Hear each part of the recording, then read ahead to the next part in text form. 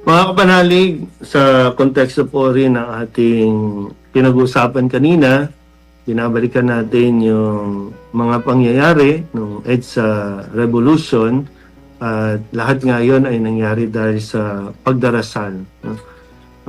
Ngayon din sa ating ebanghelyo, pinapaalala sa atin na may mga laban talaga tayo na kahit anong galing natin, anong husay, talino, tapang natin ay hindi natin na ipapanalo.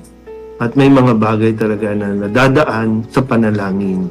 Kaya huwag natin ismulin, no? Huwag natin baliwalain ang kapangyarihan ng sama-samang nagdarasal. Kung isang tao pa nga lang, no, sa kanyang pananalig, magdarasal siya ay malaki na yung nangyayari.